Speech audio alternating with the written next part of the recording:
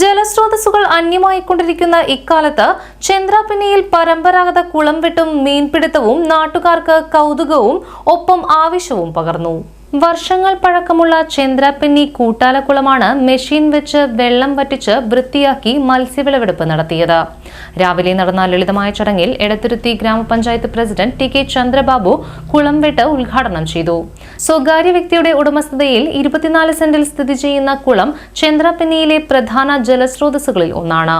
കടുത്ത വേനലായാൽ പോലും നിറയെ വെള്ളമുള്ള ഈ കുളം എല്ലാ വർഷവും വെട്ടി വൃത്തിയാക്കാറുണ്ട്. കുളംവെട്ട് കാണുന്നതിന് വൻ ജനക്കൂട്ടം തന്നെ എത്താറുമുണ്ട്. കാളക്കൊടുവത്ത് ബാബുരാജിന്റെ നേതൃത്വത്തിൽ നടത്തിയ മത്സ്യകൃഷിയാണ് ഇക്കുറി വിളവെടുത്തത്. നാടൻ വരാൽ, തിലോപ്പിയ, നട്ടർ, രോഹു തുടങ്ങിയ ഇനങ്ങളാണ് വിളവെടുത്തത്. 1 ലക്ഷത്തിലധികം രൂപ കൃഷിക്കായി ചെലവാക്കിയെന്ന് ബാബുരാജ് പറഞ്ഞു.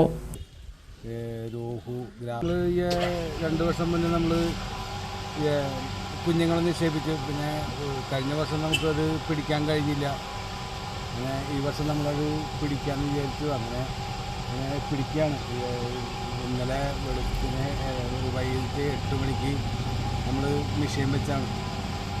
മെഷീൻ കുറച്ച് 7 മെഷീൻ 20 മെഷീനാണ് വെക്കേണ്ടത്. വെള്ളം വറ്റിയിട്ടില്ല. അപ്പോൾ വെള്ളം പിന്നെ നമുക്ക് ചിലവായ തുക ഒന്നും നമുക്ക് കിട്ടില്ല. നമുക്ക് 10-65 രൂപ തീറ്റനെ കൊടുത്ത് ഉണ്ട്. നമ്മൾ തീറ്റന് കൊടുത്തിട്ടുണ്ട്. ഒരു 10-25 രൂപ കുഞ്ഞുങ്ങൾ ഇട്ടിട്ടുണ്ട്. നമ്മൾ ഈ വെള്ളപ്പൊക്കത്തിൽ വെള്ളം കയറി കുറേയൊക്കെ പാടത്തേക്ക് പോയിട്ടുണ്ട്. കുളംവെട്ട് കാണുന്നതിനും കുളമീൻ വാങ്ങുന്നതിനും നിരവധി പേരാണ് എത്തിയത്.